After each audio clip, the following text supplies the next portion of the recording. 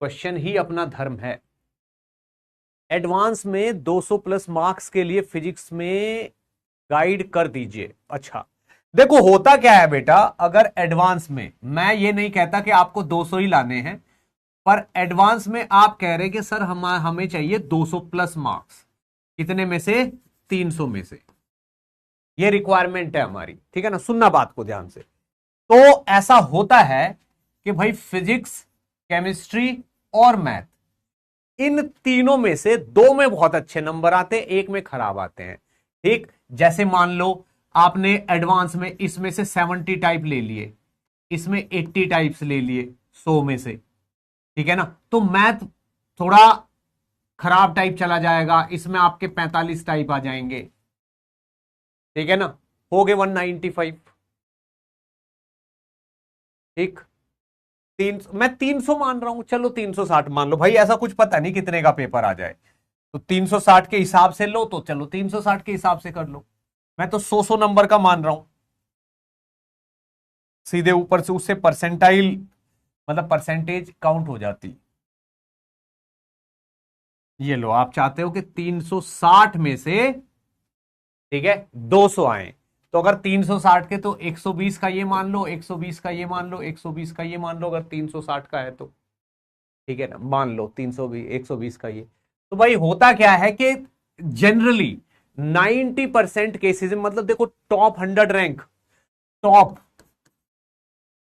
Top 100 all India ranks जो है, मैं उनकी बात नहीं कर रहा हूं, पर उसके बाद का जो ट्रेंड देखा जाता है ना, वो ऐसा ही देखा जाता है कि दो सब्जेक्ट बहुत बढ़िया जाते हैं, एक में थोड़े कम आते हैं, ठीक है ना। तो भाई मान लो 120 हैं, उसमें हमें टोटल 200 लाने हैं, हमारा टारगेट मान लो 200 का है, तो 200 पे हमारा क्या है कि एक डिसेंट टाइप रैंक आ जाएगी 200 पे। तो मान लो फिजिक्स में आप किसी तरीके से 80 मैनेज कर लेते हो, ठीक है ना, केमिस्ट्री में कुछ 85 टाइप मैनेज कर लेते हो, तो ऐसा होता है कि एक तीसरे सब्जेक्ट में ना थोड़े हल्के रह जाते हैं, ऐसा होता है जनरली। और ये बहुत कम लोग ऐसे होते हैं तो तीनों को फोड़ते हैं, लेकिन किसी एक में रह जाता है। ज्यादातर केमिस्ट्री में भी बहुत लोग लुटिया डुबोते हैं, केमिस्ट्री में इंटरेस्ट नहीं होता इनको, जिनका आईआईटी में होना होता है। ये आईआईटी लोगों की पहचान भी है कि जो आईआईटी की तैयारी करते हैं ना, केमिस्ट्री में कम इंटरेस्ट लेते हैं, वो केमिस्ट्री मतलब मैथ और फिजिक्स ही रगड़ते रहते हैं पूरा टाइम, तो वो भी बहुत इधर उधर हो जाते हैं। तो आप देखो जैसे इसमें 80 85 इसमें आगे, इसमें 200 प्लस टाइप ही हो गए आपके, तो ऐसा जनरली होता है। बस मेरा आपसे यही अनुरोध है, एक रिक्वेस्ट है कि जो चीज आपकी कम है प्लीज उस पर ध्यान दो, उस पर भी ध्यान दे दो, ठीक है ना। डिसेंट नहीं, अच्छी रैंक चाहिए, इसीलिए तो मैं 300 में से 200 बोल रहा था। अच्छी रैंक चाहिए तो मतलब 250 टाइप ले आओ, 360 में से मतलब 240 टाइप ले आओ यार, देखो अच्छी रैंक चाहिए तो 240 प्लस ले आओ, अगर अच्छी रैंक चाहिए तो। इतने लाओगे तो थोड़ा ठीक रहेगा। तो उसके लिए ऐसा टारगेट करो कि मतलब देखो भाई, मैं ये नहीं कहता कि 300 लाओ, 350, 240 प्लस होंगे तो अच्छी रैंक आ जाएगी, मतलब 3 डिजिट में रैंक आ जाएगी, जो कि अच्छी मानी जाती है, ऐसा नहीं है। सर पहली बार मेरा केमिस्ट्री खराब गया था, हाँ वो होता ही है भाई, ये ट्रेंड है, मैं अपनी तरफ से थोड़ा ही बता रहा हूं। मैंने तो पहले पहले कहा कि इन टॉप 100 ऑल इंडिया रैंक को छोड़ दो, ठीक है ना, उनके बाद के जो लोग हैं ना, वो ये वाली कैटेगरी में ही फॉल करते हैं। अब दो सब्जेक्ट अच्छे होते हैं, दो सब्जेक्ट उनके अच्छे होंगे, एक में गड़बड़ कर देंगे, ठीक। तो आपको बस ये देखना कि अगर आपके तीनों सब्जेक्ट बढ़िया हैं तो आपकी रैंक तो बढ़िया आनी ही है। सर मुझे मालूम नहीं मेरा कम क्या है, कभी कुछ कम होता है कभी कुछ, ये बात बिल्कुल सही बात है। ये तो आप टेस्ट दो, टेस्ट में देखो। सर 5,000 के लिए क्या करें, 5,000 रैंक के लिए यार पढ़ना तो पड़ेगा, देखो उसके लिए भी तुम 5,000 रैंक की बात क्यों करते हो यार, 1,000 की करो ना, कम से कम 1,000 की करो यार, तब जाके 5,000 आती है, पता है, पहले ही 5,000 की बात कर रहे हो, ठीक है, पहली 5,000 की बात कर रहे हो, 6,000 की बात कर रहे हो, ठीक है ना। तो 1,000 तक लाने का टारगेट बनाओ, तब जाके 5 आती है भाई। हाँ सर 240 प्लस के लिए क्या करें, हाँ ये वाली बात मैं आपको बता देता हूं। 240 के लिए देखो, मैं फिजिक्स की बात बता देता हूं आपको, ठीक है ना। तो फिजिक्स में आउट ऑफ 120 अगर आपको 90 प्लस स्कोर करने हैं, ठीक है ना, मान लो देखो मैं फिजिक्स की बात कर सकता हूं, आपको 120 में से 90 प्लस स्कोर करने हैं, ठीक है ना।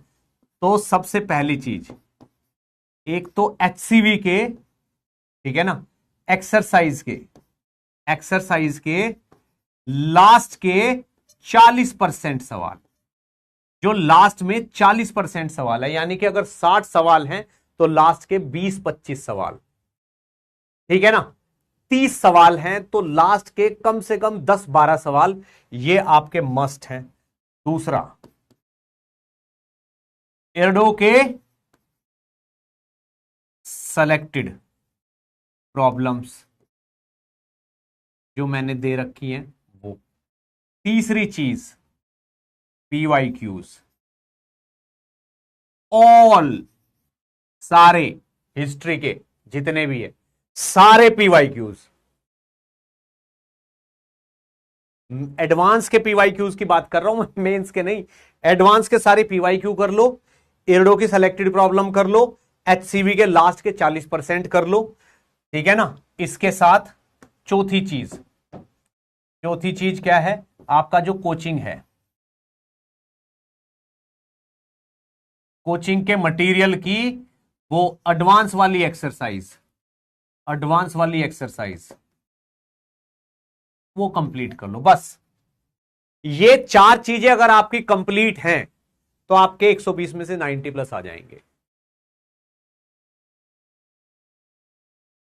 100% आ जाएंगे, गारंटीड। ज्यादा ही आ जाएंगे, कम नहीं।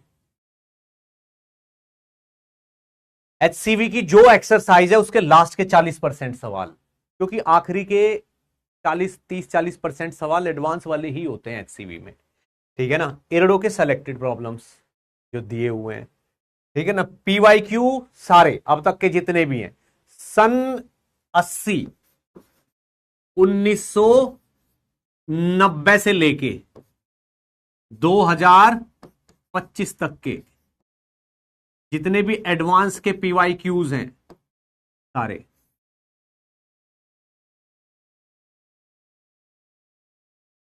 तो जाके 90 प्लस मार्क्स श्योर हैं, आएंगे ही आएंगे।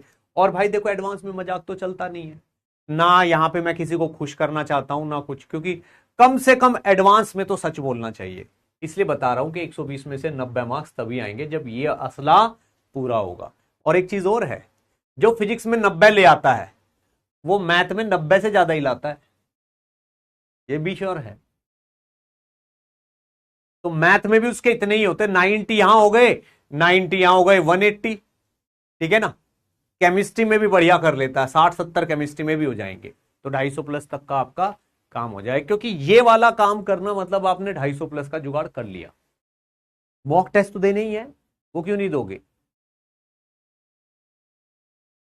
1-2 हो गए पर 3 नहीं हो पाता भाई, ये 3 तो करना जरूरी है। अरे पीवाईक्यूज आप ऐसे क्यों सोच रहे हो कि आपको खुद से ही करने हैं, आप तो ट्राई करने हैं। इनका मतलब क्या है, ट्राई करना है एंड याद रखना है।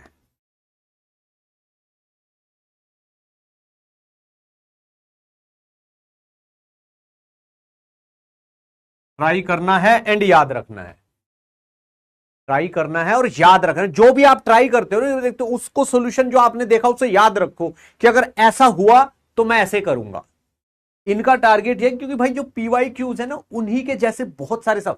और एक चीज और बता दूं मैं आपको, कुछ लोग सोचते हैं पीवाईक्यू का मतलब भारी भारी सवाल, इजी इजी भी, ऑल इजी प्लस हार्ड सारे। वो सोचता है टफ टफ सवाल करेंगे, बस टफ टफ सवालों में टाइम बहुत लगता है और उनके रिपीट होने के चांस कम होते हैं। लेकिन जो आसान आसान से होते हैं ना, वो रिपीट होते रहते हैं। सर सब किया बट पीवाईक्यू ज्यादा नहीं किया। भाई देखो, पीवाईक्यू तो करने पड़ेंगे, कोई सोल्यूशन नहीं है उसका। पीवाईक्यू की बुक लो ना, करो सोल्यूशन वाली बुक लो जिसमें सोल्यूशन है, क्योंकि 1-1.5 महीना रह रहा है, देखो और करते जाओ। सर अपने आप याद आ जाता है जब सेम सवाल करते हैं। एग्जैक्टली वही तो, क्योंकि इनको करने का मतलब है कि आप इतने ज्यादा सवाल कर लो कि वहां पे जब पेपर आए तो वहां पे सवाल आपको देखा देखा लगे कि यार ऐसा तो मैंने कर रखा है, ऐसा तो मैंने कर रखा है। Sir Newton law of cooling बता दो। अच्छा ठीक है बेटा, न्यूटन्स लॉ ऑफ कूलिंग मैं एक्सप्लेन कर देता हूं, ठीक है ना, बट सवाल उस पर बहुत ज्यादा बड़े बड़े नहीं हैं, तो सवाल मैं हल्का सा ही कराऊंगा उस पर। ठीक कर लोगे ना। बस ये मैंने आपको बताया कि भाई ये आपका फिजिक्स में 120 में से 90 लाने के लिए जरूरी है 4 पॉइंट।